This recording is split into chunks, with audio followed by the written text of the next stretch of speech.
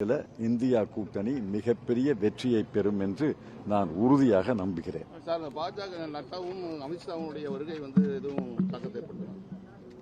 எங்க வந்தாரு? ரத்து பண்ணாரு. வரவில்லை, ரத்து பண்ணதுக்கான காரணங்களை எல்லாம் நீங்க ஆராயணும். மிகப்பெரிய ஜனநாயகம் சொல்றாங்க, ஆனா பன்முகத்தன்மைக்கு ஆபத்துன்னு சொல்லி தொடர்ச்சியா வரக்கூடிய காலங்களில் இது எப்படி இருக்குன்னு பாக்குறேன். இந்தியா கூட்டணி வென்றால் பன்முகத்தன்மை உறுதியாக காப்பாற்றப்படும். கடந்த 10 ஆண்டுகளிலே ஏற்பட்ட சரிவுகளை எல்லாம் நாங்கள் சீர் செய்து விடுவோம், நேர் செய்து விடுவோம். இந்தியா கூட்டணி வெல்ல வேண்டும் என்று சொல்வதற்கு காரணமே பன்முகத்தன்மை காப்பாற்றப்படும் என்பதற்காக.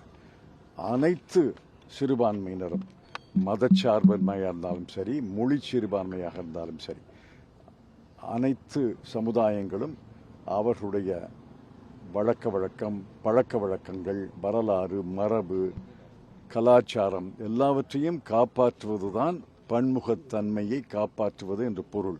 அதை இந்தியா கூட்டணி நிச்சயமாக செய்யும். இந்தியா கூட்டணி வெற்றி பெறும் நிலையில அடுத்த கட்டமா அந்த வெற்றியை தக்க வைத்துக்க நடவடிக்கை மேற்கொள்ளுமா? நீங்களே இந்தியா கூட்டணி வெற்றி பெற்றால் யாராவது அதை சதி செய்து உடைத்து விடுவார்கள் என்று உங்களுடைய கேள்வியிலே துணிக்கிறது. அது மாதிரியெல்லாம் ஆகாது. இந்தியா கூட்டணி வலிமையான கூட்டணி. அந்த அர்த்தத்தை கேட்கல. அடுத்தடுத்த காங்கிரஸ் இல்லா இந்தியாவை உருவாக்கணும்னு சொல்லிட்டு மோடி தொடர்ச்சியா ஒரு பிரச்சாரத்தை மேற்கொண்டாரு. இந்த தேர்தல் அவருக்கு ஒரு பாடம் கற்பிக்கிற மாதிரி அமையும். அது தெரியாது. மக்கள் எப்படி வாக்களிக்கிறார்கள்னு பொறுத்து தான் பார்க்கணும்.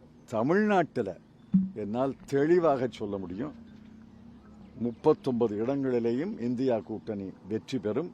புதுச்சேரி உட்பட 40 இடங்களிலேயும் இந்தியா கூட்டணி வெற்றி பெறும். இப்போ தேர்தல் காலத்தில் கூட இடி தொடர்ச்சியாக நடவடிக்கை மேற்கொண்டிருக்காங்க. நேற்று கூட ஆம் ஆத்மியோட எம்எல்ஏ கைது பண்ணியிருக்காங்க. இவருக்கு அரவிந்த் கெஜ்ரிவாலுக்கு சிறையிலே அவருக்கான வழக்கை பற்றி நான் கருத்து சொல்ல முடியாது. ஆனால் அமலாக்கத்துறை என்பது பாரதிய ஜனதா கட்சியினுடைய கூட்டணி என்று எல்லாருக்கும் தெரியும். செய்திகளை உடனுக்குடனும் துல்லியமாகவும் தெரிந்து கொள்ள சப்ஸ்கிரைப் பண்ணுங்க.